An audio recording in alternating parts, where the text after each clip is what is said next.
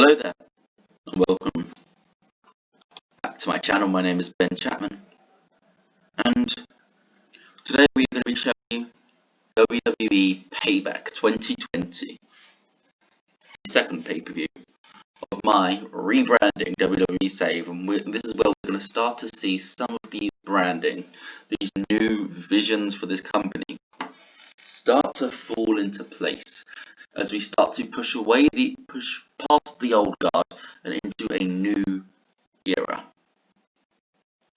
And that starts on the pre-show as the Cruiserweight title is back on the main roster.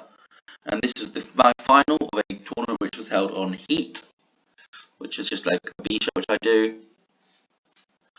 And Cedric Alexander defeats Grand Metalik in 10:56 with the overtime after Bobby Lashley, Shelton Benjamin, and MVP all interfered on behalf of Cedric, and Cedric hit a low blow on Metalik, which is turning Cedric heel. He is now a heel, he is the Cruiserweight champion, and he is part of the Hurt Business. He aligns with them, and they all celebrate. Lashley and Alexander hold their titles up together, and MVP and Shelton are at the ringside.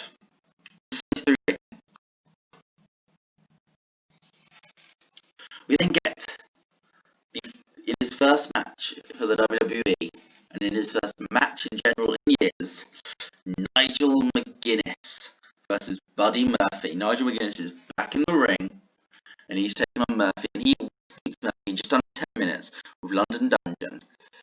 His popularity is not great, and at his age, he's probably never going to be as big as he could have been. But he's going to be a safe technical hand to have around the company, in my opinion, as somebody who can work and also go on commentary for a bit. It's 6 rating. Now we go into the main show. That's the show. Eventually, McGuinness will get a pay-per-view match. Don't worry. We got a hype package for the 4 big matches of the night: John Cena versus Adam Cole, Randy Orton versus Kevin Owens for the WWE title, The Fiend versus Willow for the Universal title, and Drew McIntyre versus Brock Lesnar. Everyone looks good, gets 100 rating. All 8 guys in this are massively over, and these are going to be our top stars. Well, we're using the old top stars here to build the older top stars here to build the younger top stars. Everything in these matches is a match where the older person is facing a young person. Thinking of another one-ish like that, we get the opening match of the night sees Finn Balor defeating Christian with a 1916 in just over 11 minutes. It's a good back and forth fight, and both guys have grounds for public support, so a win for Balor is going to be good for him over an established hand like Christian. Obviously, it is his first match back since retirement. He's come out of retirement for this, and I have had him lose on his debut, but most of his role is going to be putting over the next generation.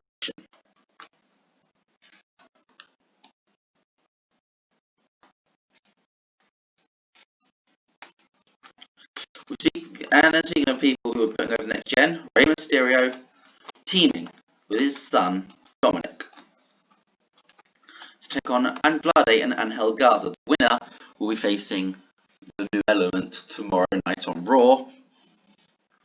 And Andrade pins Rey Mysterio with a split legs corkscrew senton after Garza suffered a brain fog. I have no clue how serious that is. I have no clue what that is, to be brutally honest. I don't know. You will learn that tomorrow's which will be Sunday's episode of Raw. So yeah, and Garza and Andrade retain the tag titles. It's an 80 rated so far, best match so far.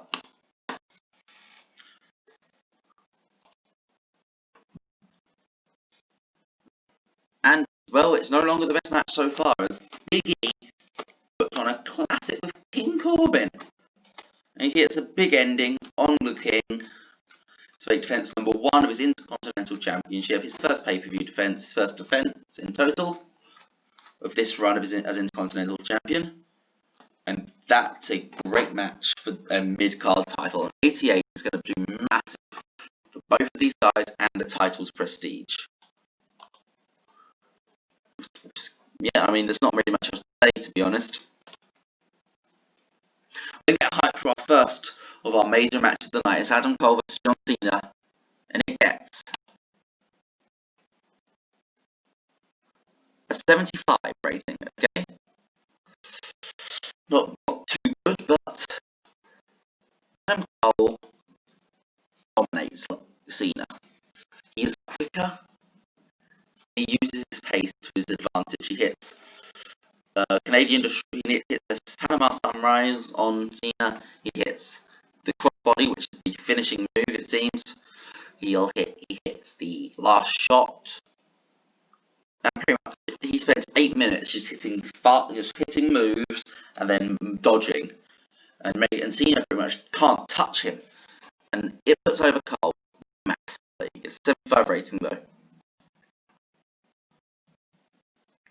First matches, let's hope the other ones are a bit better.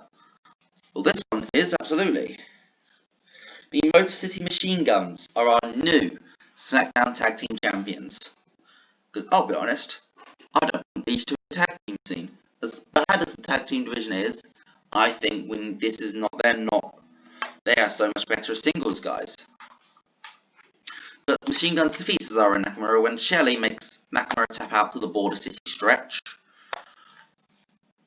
Both teams work pretty well. The Cesaro and Nakamura were so much better in the ring than the Machine Guns, which is a little disappointing. But for the tag team division, it's kind of where I want them to be.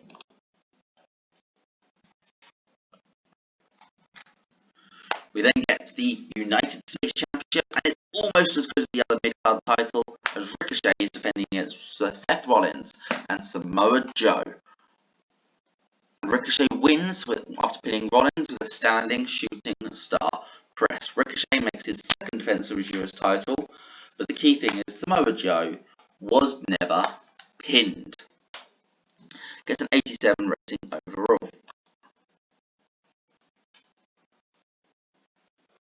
The only women's match on the show, because the other storylines, Bayley's not really got a challenger because she faced Naomi on SmackDown, and Bayley and Banks were supposed to be the tag team challengers, but Banks is now injured because of Bayley's attack on her, so the other matches will be happening on TV.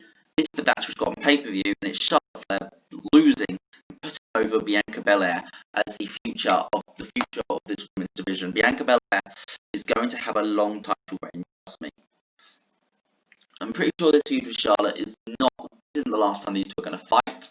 Probably in a couple of months' time, we'll come back to this match and they'll have a proper long-term feud. This is just a 1 month thing. They will have a long-term feud eventually. It's an 80 rating, which is phenomenal. Belair defeats Charlotte with a kiss of death.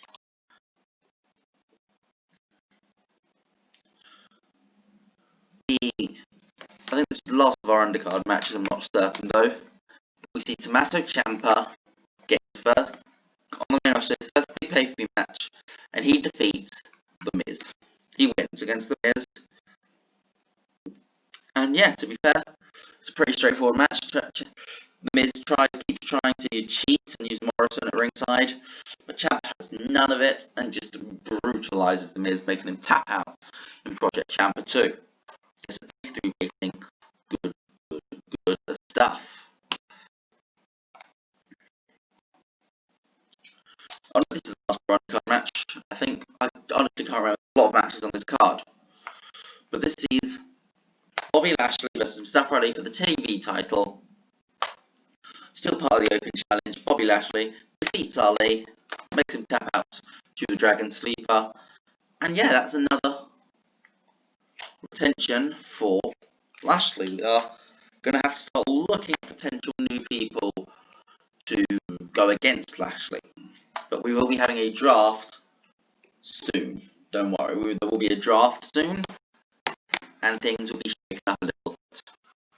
78 rating. And here we go, this is our main events now. First, there's a hype for the first of our 3 main event matches. Drew McIntyre versus Brock Lesnar shows their feud all the way back to the Royal Rumble to now September. Just 81 rating for the PAYBACK package. The match gets an 87. They have great chemistry. This feud is not over. I'm going to tell you right now, this feud is not over. Oh my god, this feud is not over. They have great chemistry. This is going to be an eternal feud from now on.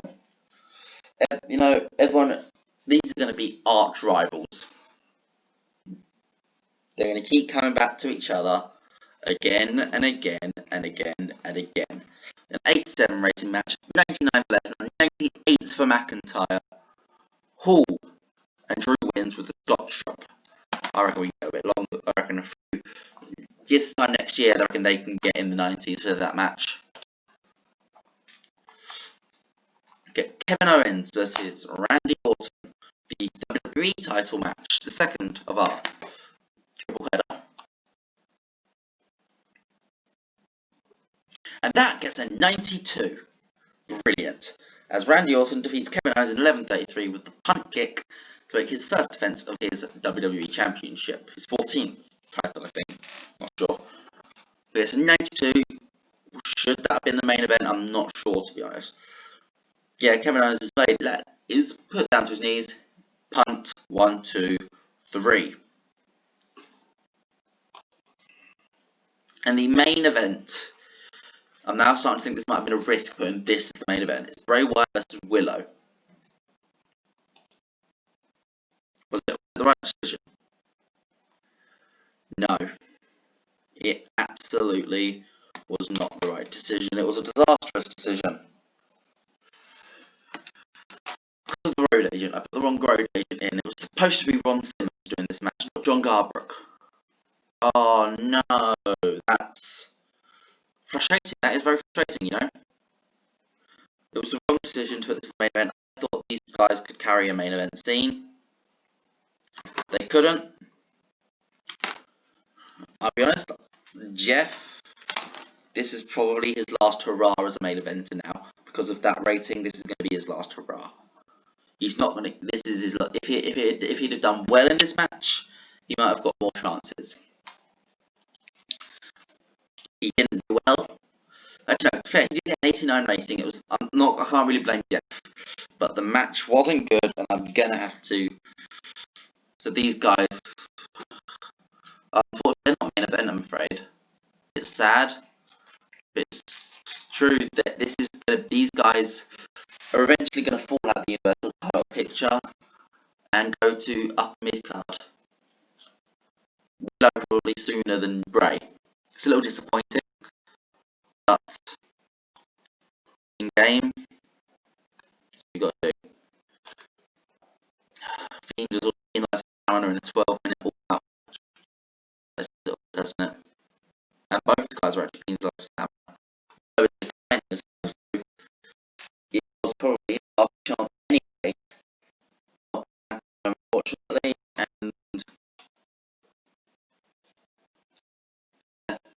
and that's it overall. Again, 81 is pretty disappointing if we're being brutally honest. I wish we could have done a bit better.